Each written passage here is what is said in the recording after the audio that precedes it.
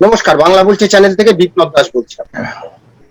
2009 সালের 25শে মে আয়লা ঘূর্ণিঝড়, তারপরে ফণী, বুলবুল, 2020 মে আমফান, 2021 26 মে ইয়াস।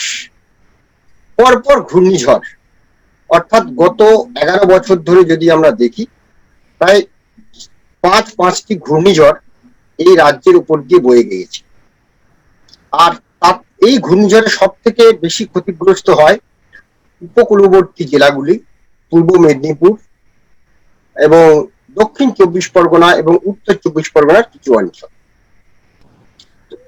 এবং এইখানে যেহেতু একটা সমুদ্র এবং ছোট ছোট দ্বীপ, সেখানে মানুষ বসবাস করেন, বিশেষ করে সুন্দরবন অঞ্চলে। এই অঞ্চলেই আমরা দেখি যে বেশিরভাগ মানুষ ক্ষতিগ্রস্ত হন।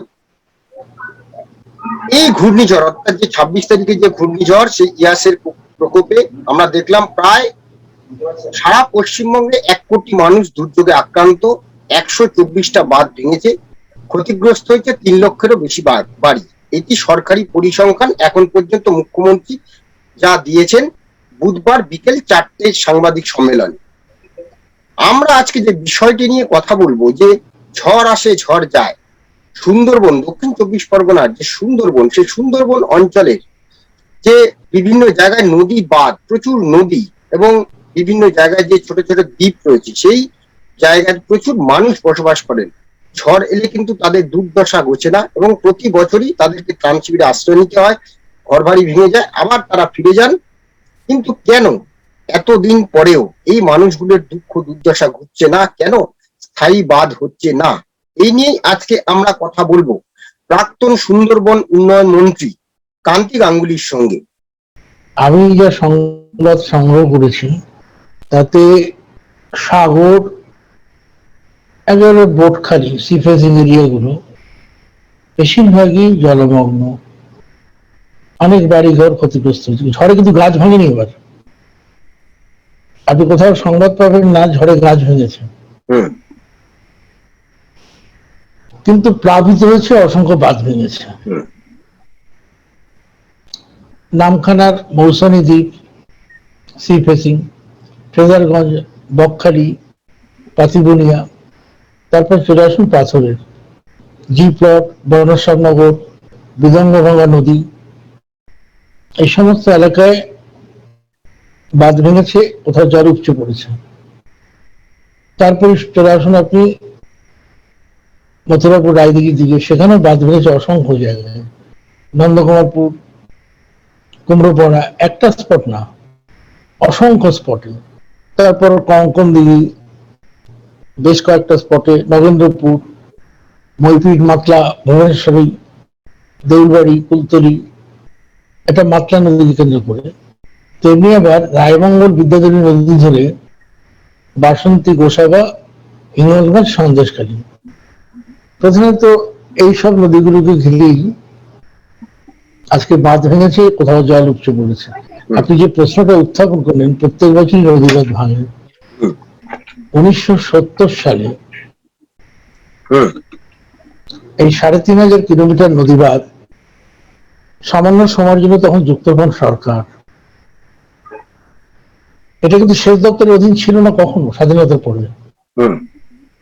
একমাত্র যুক্তফ্রন্ট সরকার এসেই এই 3500 কিলোমিটার সেচ দপ্তরের অধীনে এলো। আর 1972 সালে সিদ্ধার্থ শঙ্কর রায় সুন্দরবন একটা বোর্ড, ডেভেলপমেন্ট বোর্ড তৈরি করেছিল 1 লক্ষ টাকা বাজেটে। তারপর বাম সরকার যখন এলো, তখন শুধু একটা ডেভেলপমেন্ট বোর্ড না, সুন্দরবন অ্যাফেয়ার্স ডিপার্টমেন্ট তৈরি হলো। আমি সেই 10 বছর সেখানে কাজ করার সুযোগ পেয়েছিলাম। দেখুন, আজকে এই বাঁধ ভাঙা আর এই বাঁধের সমস্যা, একজন মানুষের কথা স্মরণ করতেই হবে। যদি বলেন আমার অভিভাবক শিক্ষক, রাঙ্গাবালিয়া টেগোর সোসাইটির তুষার কান্দিলাল, আজ তিনি প্রয়াত। তিনি আমাকে বারবার বলতেন খুব স্নেহ করতেন। কান্তি, সুন্দরবনের 46 লক্ষ মানুষকে যদি বাঁচাতে হয়, এই সুন্দরবনের নদীবাঁধ, সুন্দরবনের ম্যানগ্রোভ এ রক্ষা করতে না পারলে কিন্তু সুন্দরবনকে বাঁচাতে পারবি না। আজ তিনি প্রয়াত। আমি খুব ছড়িয়ে যাচ্ছি না, আয়লার সময় প্রায় 1000 কিলোমিটার বাঁধ ভেঙেছিল। ঘর বাড়ি যেমন ভেঙেছে আয়লায়, তেমনি বাঁধ ভেঙেছিল অসংখ্য। জল প্লাবিত কৃষি জমি, চাষের জমি, পুকুর, পানির বরজ থেকে শুরু করে সবজি সমস্ত ধ্বংস হয়েছিল। আয়লাতে কিভাবে মোকাবেলা করেছি সেই ইতিহাস আমি এক্ষুনি বলতে চাই না, তবে একটা কথা মনে রাখবেন, আয়লাতে আমফানে যা হয়েছে, আমফানের থেকে আয়লা কিন্তু 100 গুণ। বাদ দিন, কিন্তু আয়লাতে কিন্তু আন্তরিকে একটি রকম মারা যায়নি, মানুষ মারা গেছে, গবাদি পশু মারা গেছে। এগুলো অনেক সময় লাগবে, আমি এর মধ্যে যাচ্ছি না। এই নদীবাদের প্রসঙ্গে আসছি। সেই সময় দিল্লির যোজনা কমিশনের ভাইস চেয়ারম্যান মনটেক সিং আলওয়ালিয়া তিনি কিন্তু সুন্দরবন সরেজমিনে দেখতে এসেছিলেন। তখন তিনি দিল্লি থেকে কেন্দ্রীয় সমীক্ষক দল পাঠালেন, রাজ্যেরও সমীক্ষক এক্সপার্টাইজরা ছিলেন, একটা টাস্ক ফোর্স তৈরি হলো। প্রয়াত তুষার কাঞ্জিলাল তার সদস্য ছিলেন। 6 মাস ধরে তারা সুন্দরবনের সমস্ত বাঁধগুলো সরেজমিন ঘুরে দেখলেন। দেখে তারা সুপারিশ করলো 773 কিলোমিটার নদী বাঁধ, এটাকে কংক্রিট উঁচু করতে হবে। 5032 কোটি টাকা মঞ্জুর হলো। তারপর 2011-এর পালাবদল, যারা সরকারে এলেন, মাত্র 70 কিলোমিটার কংক্রিট হলো, বাকি 4000 কোটি টাকা ফেরত গেল। প্রধানত জমি অধিগ্রহণের সমস্যা নেই, এ নিয়েও বিতর্ক আছে কিছু। আজকের এই মুহূর্তে আমি সেই সব বিতর্কগুলো আমি তুলতেই চাইছি না। মানুষ বিপদগ্রস্ত, রাজ্য সরকারের পাশেই আমাদের দাঁড়ানো উচিত। যা ভুল ত্রুটি সমালোচনা পরে করা যাবে। এই 773 কিলোমিটার নদী বাঁধ, তার মধ্যে 70 কিলোমিটার বাঁধ কংক্রিট হলো, আর 700 কিলোমিটার অরক্ষিত রয়ে গেল। আমফানের সেই স্পটগুলি ভেঙেছে প্রধানত। আবার এই ইয়াসে প্রধানত সেই জায়গাগুলি ভেঙেছে। এখন আমাদের দাবি করা উচিত কেন্দ্রীয় সরকার, তুমি যে টাকাটা দিয়েছিলে সেটা ফেরত নিয়ে গেছো। আমরা হয়তো কাজ করতে ঠিক সময় মতো পারিনি, ঠিক, নানান জটিলতার কারণে, কিন্তু সেই টাকা তোমাকে আবার দিতে হবে। এখন সেটা 4000 কোটি না, এখন যা বাজার দর তাতে 10,000 কোটি। আচ্ছা, এই দাবিটার পেছনে আমার কিন্তু যুক্তি আছে। কেন্দ্রীয় সরকারের কাছে রাজ্যবাসী দয়া ভিক্ষা বা সুন্দরবনবাসী দয়া ভিক্ষা চাইছে না ভাই। এই সুন্দরবন থেকে কয়েক লক্ষ টাকা বৈদেশিক মুদ্রা ভারত সরকার অর্জন করে, কিন্তু গলদা, বাগদা, কাঁকড়া, পমফ্রেট, সামুদ্রিক মাছ, মধু সব বিদেশে যায়। Sundarban international biosphere reserve, international heritage, mangrove. তাহলে রাষ্ট্রসংঘ যেখানে ঘোষণা করেছে, সেখানে ভারত সরকারের দায়িত্ব কিন্তু বর্তায়। রাজ্য কেন্দ্র যৌথভাবে সুন্দরবনের 46 লক্ষ মানুষকে বাঁচাতে হবে। এখন যা করণীয় কাজ, যা ঘটে গেল, এখন শুধু আলগা মাটি বাদ দিলে সুন্দরবন বাঁচবে না। ওই টাস্ক ফোর্স যেমন সুপারিশ করেছিল, তখন আরেকটা সুপারিশ করেছিল, নদীবাঁধের উচ্চতা বাড়াতে হবে। ধরুন এবারের আমফান আমার তো চোখে দেখা, আমি তো যেখানে বসেছি চারিদিকে জল, আমার চোখে তো দেখলাম, ছবিও তুলে রেখেছি। 46 কিলোমিটার বেগের ঝড় কিন্তু সুন্দরবন মানুষ অভ্যস্ত, কিন্তু হয়তো গ্লোবাল ওয়ার্মিংয়েরও কিছু এফেক্ট থাকতে পারে, আমি জানি না, আমি বিশেষজ্ঞ নই। কিন্তু এত অল্প বেগের ঝড়ে এইভাবে বাঁধ ভাঙে আমি কোনোদিন দেখিনি। আমফানে ধরুন 180-190 কিলোমিটার, আমফান না, সরি, আয়রা। রাইলা, হ্যাঁ। আর আমফানে আরো বেশি। হুম। কিন্তু 46-50 কিলোমিটার বেগে ঝড়ে এরকম বাঁধ ভাঙা কিন্তু দেখিনি, দুর্বল হ্যাঁ, বাঁধ। তাহলে কি এইটা কারণ, যাই হোক, এই যে কোটালটা কি একটা কারণ? কারণ ভরা কোটাল আর মরা কোটালের যে পার্থক্য। আরে বাবা, মরা কোটাল তো চিরকালই থাকবে। আচ্ছা। সুন্দরবনের মানুষ তো মরা কোটাল দিতে অভ্যস্ত। হুম। এটা তো নতুন কিছু না। হুম। এটাও তো ঘটনা, নদীর নাব্যতা কমে গেছে। হুম। আর অন্যদিকে গ্লোবাল ওয়ার্মিং এর এফেক্ট তো সুন্দরবনে আসবেই। হুম। ধরুন, আমার একবার দুবার সুযোগ হয়েছিল জাপানে যাওয়ার, কিয়োটোর সম্মেলনে আমি প্রতিনিধিও ছিলাম ক্লাইমেট চেঞ্জের। সেখানে তারা বারবার বলতো যে বিশ্ব উষ্ণায়নের ফলে সবচেয়ে আগে বিপদগ্রস্ত হবে বাংলাদেশ, সুন্দরবন, পৃথিবীর সবচেয়ে নিচের দিকের অবস্থান। এগুলো বিশেষজ্ঞরা আরো তথ্যভিত্তিক বৈজ্ঞানিক আলাপ আলোচনা করবে, আমি পরিবেশবিদও না, বৈজ্ঞানিকও না।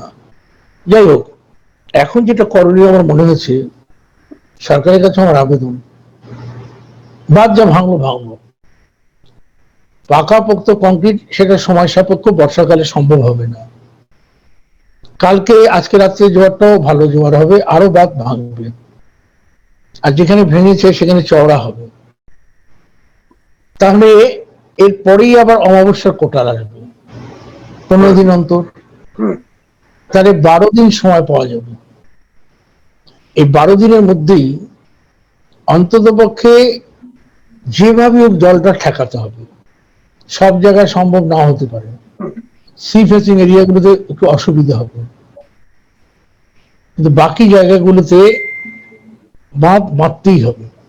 এই বাঁধ বাঁধতে একটা প্রবলেম হয়ে দাঁড়ায়, যেখানে খুব চওড়া হয়ে বাঁধ ভাঙে সেখানে কিন্তু বাঁধ বাঁধা যায় না। অনেকে এটা জানে না, এটাকে বলে রিং বাঁধ, ইংরেজিতে বলে রিটায়ার্ড এম্ব্যাঙ্কমেন্ট। যেখানে চওড়া করে বাঁধ ভাঙে তার 300 থেকে 500 মিটার দূরে একটা সেমি সার্কেলের মতো বাঁধটা বাঁধতে হয়, পিছু হতে হয়। এখন যেখানে বেশি ভেঙেছে সেখানে যদি পিছনে বাঁধতে হয়, চাষিদেরও কিন্তু জমি দিতে হবে, নাহলে উপায় নেই কিন্তু। তবে চাষিকে ক্ষতিপূরণ সরকার আগে ঘোষণা করেছিল, একজনকে চাকরি দেবে, চাষি খুশি হোক, তার তো জমিটাই সম্বল। সেটা যদি সরকার উদ্যোগ নেয় তাহলেই বোধহয় এটা সম্ভব হবে।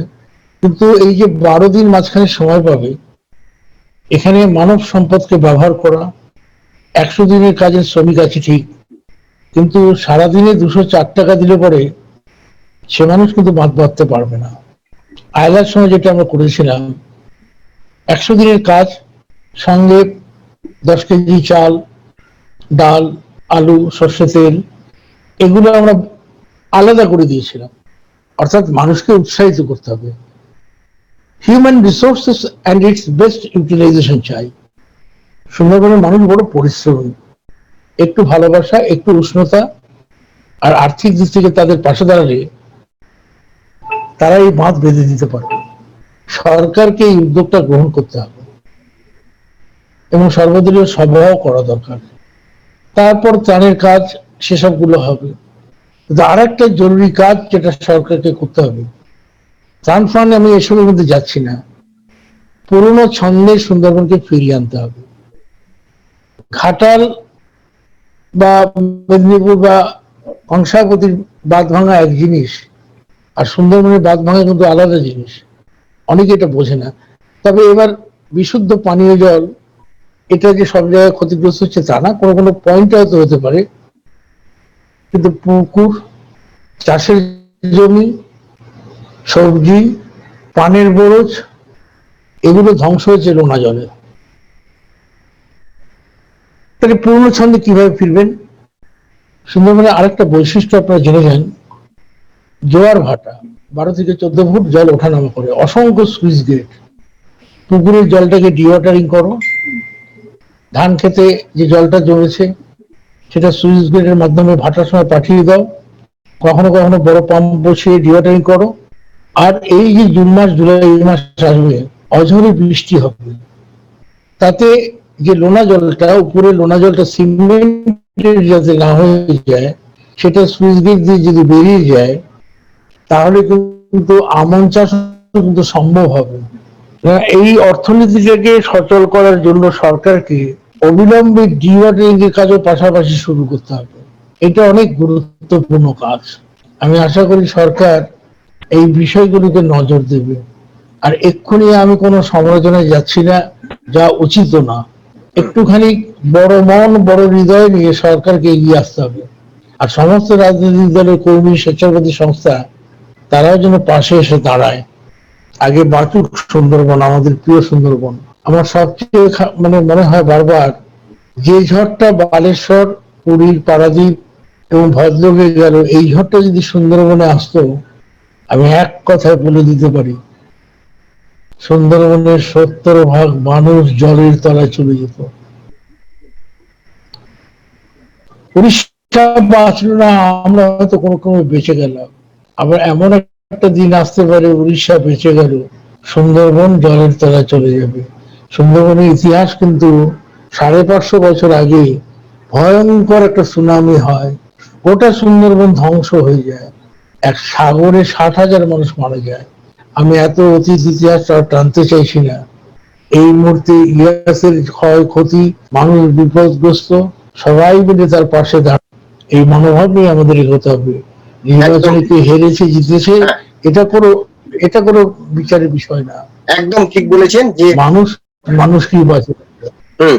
মানুষের পাশে দাঁড়াতে হবে। এবং এখন কোনো সমালোচনা নয়, কোনো দল মত নির্বিশেষে সমস্ত স্বেচ্ছাসেবী সংগঠন এবং অন্যান্য যারা, সকলকেই ঝাঁপিয়ে পড়তে হবে। যেরকম আমরা দেখেছিলাম যে আইলার সময় প্রচুর মানুষ ঝাঁপিয়ে পড়েছিলেন এই সুন্দরবনকে বাঁচাতে হবে। কারণ এই সুন্দরবন কিন্তু, আবারও বলছি, আমরা গতকালও একটা অনুষ্ঠান করেছিলাম এবং তাতে বলেছিলাম যে সুন্দরবনকে বাঁচাতে হলে সকলকে এগিয়ে আসতে হবে। কারণ সুন্দরবন হচ্ছে আমাদের এই কলকাতার ফুসফুস। এই সুন্দরবনকে যদি আমরা না বাঁচাতে পারি, তাহলে কিন্তু এই কলকাতাও বাঁচানো আগামী দিনে মুশকিল হবে। ধন্যবাদ, আপনারা সবাই ভালো থাকবেন, নমস্কার।